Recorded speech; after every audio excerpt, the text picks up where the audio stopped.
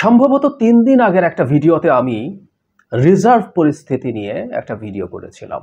সেখানে আমি এই যে চলমান যে রেমিটেন্স বয়কটের ডাক এবং তার সাথে আদার ফ্যাক্টরস এর মধ্যে আমাদের রপ্তানি আয়, আমাদের বৈদেশিক বিনিয়োগ বা এফডিআই আসার সম্ভাবনা, আমাদের ঋণ পাওয়া, এসব নিয়ে মোটা দাগে দেখানোর চেষ্টা করেছি যে সাম্প্রতিক যে বর্বরতা চালানো হয়েছে আন্দোলনকারী মানুষদের ওপরে, সেই বর্বরতা সরকারের জন্য একটা চরম বিপদ তৈরি করতে যাচ্ছে, যে বিপদটা দীর্ঘদিন থেকে সরকার সাফার করছে, প্রায় ২ বছর, এবং এমনি সরকারের ওই বিপদে চরমভাবে পড়ে যাওয়ার সম্ভাবনা আর অল্প কিছুদিনের মধ্যেই ছিল, সেটা আরো অনেক বেশি ত্বরান্বিত হয়ে যাবে। ডলার সংকটটায় সেটা প্রভাব ফেলবে এবং আমরা একমাত্র যে লাইফলাইন হওয়ার, বাকিগুলোতে আসলে আর সরকারের কোনো প্রবাবিলিটি ছিল না, নানা কারণে। ওগুলো ব্যাখ্যা করে দিচ্ছি। রেমিট্যান্স একটা লাইফলাইন হতে পারত যদি রেমিট্যান্স সরকার হাতে ঠিকঠাক মতো এসে পৌঁছতো। জনাব জুনায়েদ আহমেদ পলক হাত জোড় করে রেমিট্যান্স ব্যাংকিং চ্যানেলে পাঠাতে বলেছিলেন।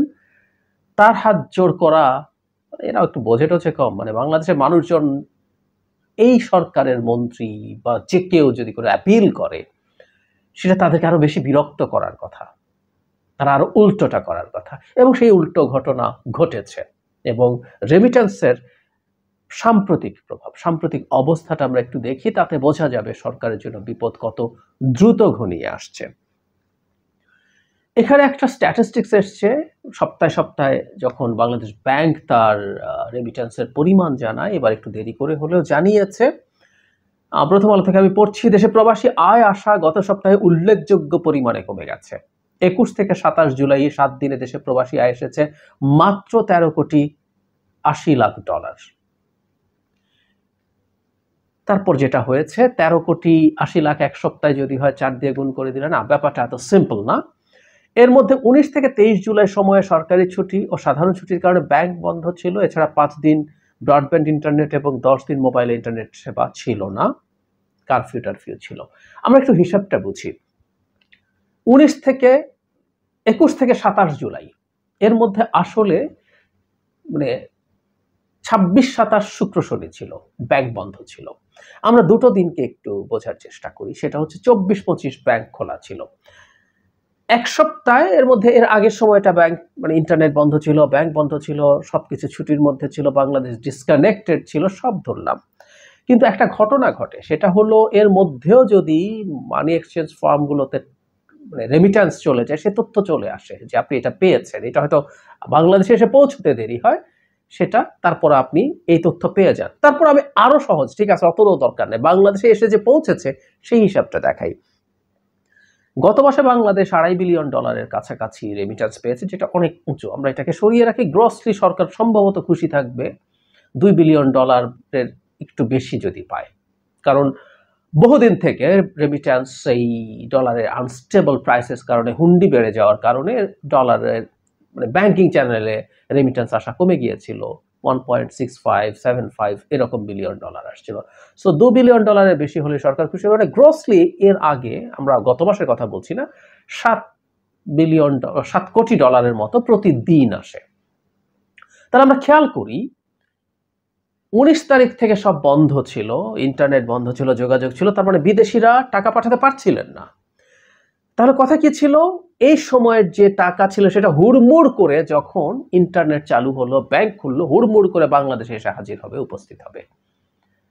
সো দুদিনে আপনি এমনি সাধারণ দিনের হিসাবেও $7 কোটি যদি হয়, $14 কোটি আসার কথা ছিল, আসে নাই। হুড়মুড় করে এখানে তাত্ত্বিকভাবে $20 কোটি এক এক দিন আসার কথা ছিল, তাই না? কারণ তারা টাকাটা পাঠাতে পারেন নাই, এই যে গ্যাপ হলো, সুতরাং একসাথে অনেক টাকা আসবে, কিন্তু দেখা গেল অনেক কম এসছে। এবং এই লক্ষণটা খুব ভালোভাবে বুঝতে পেরেছে বলেই এরকম নিউজও এখন আমাদের সামনে এসে হাজির হয়েছে। বাংলাদেশ ব্যাংক এখন বাড়তি দামে রেমিট্যান্স কেনার জন্য ব্যাংকগুলোকে ইনফর্মালি নির্দেশনা দিয়েছে। আপনি খুব স্বাভাবিকভাবেই আপনি এটাকে ফর্মালি নির্দেশনা দিতে পারেন না, কিন্তু তারা বুঝতে পেরেছে যে এই ধরনের একটা ডিজাস্টার তাদের দিকে ধেয়ে আসছে। এর চাইতেও জরুরি কথা, আলামত কিন্তু মাঠে দেখা যাওয়া শুরু হয়েছে, এটা জরুরি। আপনি একটা বাজার বুঝবেন, একটা বাজার অনিশ্চয়তার দিকে চলে যাচ্ছে কিনা। ডলারের বাজার আবার অনিশ্চয়তার দিকে যেতে শুরু করেছে এবং এটা আরো অনেক অনিশ্চয়তার দিকে যাবে। এটা কারণ আছে। একদিনেই গতকালের খবর হচ্ছে ৩.৫ টাকা খোলা বাজারে ডলারের দাম বেড়ে গেছে একদিনে। সুতরাং সামনে কি হবে আমরা খুব ভালো মতো বুঝতে পারছি। একটা কথা মনে রাখতে হবে, এক হচ্ছে ডলার ঠিক মতো আসছে না, ব্যাংকিং চ্যানেলের ডলার পাঠাবেন না, এই ধরনের একটা ক্যাম্পেইনে যোগ দিচ্ছেন অনেকেই। ফলে ডলার ব্যাংকিং চ্যানেলে আসার পরিমাণ অনেক কমে যাবে। আগামী সপ্তাহটা দেখলে আমরা খুব ক্লিয়ারলি বুঝবো, কারণ এখানে কোনো রকম ছুটি নাই এবং অন্যান্য যা যা পরিস্থিতি আছে সব আগের মতো হয়ে গেল।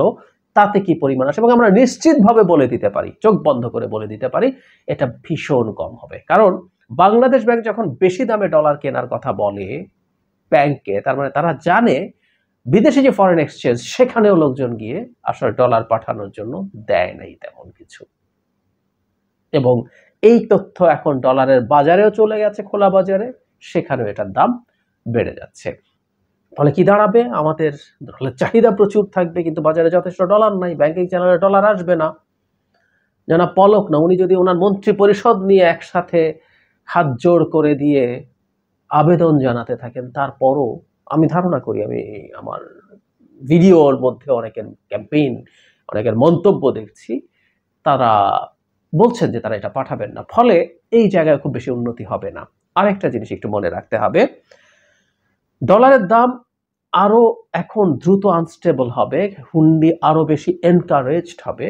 কারণ হলো, আমি আগে ভিডিওটাতে বলেছি এটার সাথে যে রিলেটেড, তাই আবারও বলছি, সেটা হলো এখন পাচারের পরিমাণ বাড়বে। এখন ধরুন আপনি যদি খুব বড় পাচারকারী হন এবং আপনার যদি পরিচিত কোনো বড় ব্যবসায়ী থাকে যিনি এক্সপোর্ট ইম্পোর্ট জাতীয় ব্যবসা করেন, তাকে দিয়ে আপনি ব্যাংকিং চ্যানেলে পাচার করতে পারবেন, আপনি তাকে দিয়ে পারবেন। আমি ধারণা করি বাংলাদেশে প্রচুর বড় বড় ব্যবসায়ীর ওভার ইনভয়েসিং, আন্ডার ইনভয়েসিং এ যেসব টাকা পাচার হয় ব্যাংকিং চ্যানেলে, তার একটা বড় অংশ আসলে, বা একটা অংশ অ্যাটলিস্ট, দেশের বড় বড় করাপ্ট লোকজনের। এই যে শত শত কোটি টাকা, এগুলো ওভাবে পাচার হয় এবং যদি যোগাযোগ থাকে সেটা দিয়ে করে ফেললেন। আর এমনি ধরুন 10, 20, 25, 30 কোটি টাকা আওয়ামী লীগের টাউট বাটপার, পাড়ার টাউট বাটপাররা কামায়, তারা দুবাইতে ফ্ল্যাট ট্যাট কিনবে, ওর টাকা তো হুন্ডিতে যাবে। সুতরাং যেটা হবে, এই যে ঘটনা ঘটলো, যে এই পারসেপশন তৈরি হলো আওয়ামী লীগের পতন আর খুব বেশি দিন বাকি নাই, এটা আমাদের চাইতে ওরা অনেক ভালো বোঝে। আওয়ামী লীগ পালিয়েছিল না, তাদেরকে মাঠে থাকিয়ে থেকে যুদ্ধ করতে বলা হয়েছিল, পালিয়েছিল, সেটা নিয়ে ভীষণ ক্ষোভ উষ্মা। এটা খুব স্বাভাবিক, কামিয়েছেন, কয়েক জেনারেশন খেতে পারবে, এখন আর কেন, এখন পালানোটাই হলো তাদের জন্য সমীচীন ব্যাপার। সো হুন্ডির রেট বাড়তে থাকবে, ডলারের হুন্ডিতে প্রচুর বাড়তে থাকবে। একই সাথে রিজার্ভ থেকেও হবে, কারণ এই অনেক অলিগার টাকা পাচার করবে, অনেক ঘুষখোর আমলা, ঘুষখোর পুলিশ অফিসার, তারা বড় বড় দানের যারা বড় বড় জায়গায় আছে, তারাও ব্যবসায়ীদের সাথে যোগসাজশ করে টাকা পাচার করবেন, ব্যবসায়ীরা পাচার করবেন। এই করতে করতে এই আনস্টেবল অবস্থা তৈরি হয়ে যাবে এবং এই বিদ্যমান পরিস্থিতিতেই সরকারের জন্য আরেকটা খারাপ খবর এসছে। ডেইলি স্টার হেডলাইন, কোটা আন্দোলনের সহিংসতায় বাংলাদেশের রেটিং কমিয়েছে S&P। আমরা অনেক আগে যখন অর্থনীতি নিয়ে অনেক বেশি ভিডিও করতাম, তখন এই ক্রেডিট রেটিং প্রতিষ্ঠানগুলো নিয়ে আলাপ হয়েছে, আমরা এটুকু জানি। আবার একটু বলে রাখি যে অনেক প্রতিষ্ঠান আছে এরকম, কিন্তু 3টা প্রতিষ্ঠানকে বিশ্বে খুবই প্রেস্টিজিয়াস ধরা হয়, এগুলোকে প্রায় ইকুয়াল স্ট্যান্ডার্ডের ধরা হয়। একটা S&P, মুডিজ আছে এবং ফিচ আছে। S&P হলো স্ট্যান্ডার্ডস অ্যান্ড পুয়ার্স, তারা বাংলাদেশের রেটিং BB- থেকে কমিয়ে B+ করেছে এবং এখানে তারা এই সংকট, ডলার রিজার্ভ নিয়েই কথা বলছে, কিন্তু কোটার যে মুভমেন্ট সেটা নিয়েও খুব ক্লিয়ারলি তারা মন্তব্য করেছে। আমি এই জায়গাটা একটু পড়ি। স্থানীয় সংবাদ মাধ্যমের বরাত দিয়ে S&P বলেছে, শিক্ষার্থীদের নেতৃত্বে ব্যাপক বিক্ষোভে বাংলাদেশ জর্জরিত, এতে 200 জনেরও বেশি মারা গেছেন বলে জানা গেছে। প্রতিষ্ঠানটির মতে বাংলাদেশ অত্যন্ত সংঘাতময় রাজনৈতিক পরিবেশ প্রবৃদ্ধি কমিয়ে দিতে পারে। আমি পরের অংশটুকু পড়ে শেষ করি। গত জানুয়ারিতে সাধারণ নির্বাচনের পরে ক্ষমতাসীন আওয়ামী লীগ চতুর্থবারের মতো ক্ষমতায় আসে। প্রধান বিরোধী দল বিএনপি সেই নির্বাচন বর্জন করে। প্রভাবশালী এই দুই দলের মধ্যে মতাদর্শগত পার্থক্য অনেক। বাংলাদেশের সরাসরি বিদেশি বিনিয়োগ কমছে। অবকাঠামোগত সংকট ও আমলাতান্ত্রিক অদক্ষতার কারণে এমনটি হতে পারে বলে মনে করছে প্রতিষ্ঠানটি। তার মানে S&P এই যে আন্দোলন হলো সেটার ভিত্তিতেই বলছি এটা প্রবৃদ্ধি কমিয়ে দিতে পারে।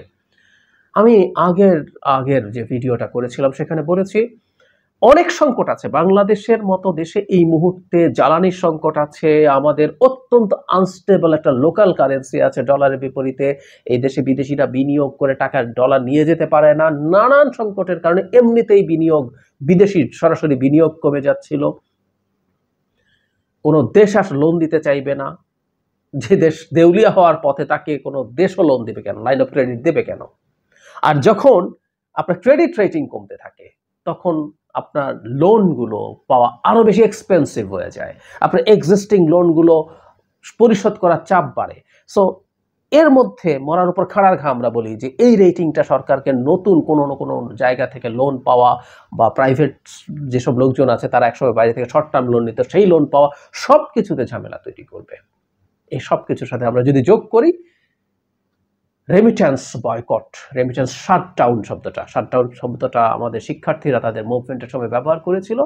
রেমিট্যান্স শাটডাউনের যে আহ্বান সেটা আমি প্রচুর পত্রিকায়, প্রচুর টিভিতে রিপোর্ট দেখছি যে সেখানে এটা ঘটছে, এটা খুব সিগনিফিক্যান্ট ভাবে ঘটছে সেটা দেখা যাচ্ছে এবং অনেকে আশঙ্কা প্রকাশ করছেন এটা খুব স্বল্পমেয়াদী কোনো আবেগের ব্যাপার না, এটা দীর্ঘমেয়াদী কোনো বিষয় হতে পারে এবং এটা যদি দীর্ঘমেয়াদী বিষয় হয় আমরা কেনা বুঝি এটা দেশের, মানে এটা ইনফ্যাক্ট আর খুব বেশি সময় না, আমি আগামী বছরের সামার পর্যন্ত বলছিলাম সরকারের ইকোনমিক ডিজাস্টার খুব খারাপ পর্যায়ে যাওয়ার জন্য, সেটা আরো দ্রুত এগিয়ে আসবে এবং সেই পরিস্থিতি সম্ভবত আমরা দেখতে যাচ্ছি।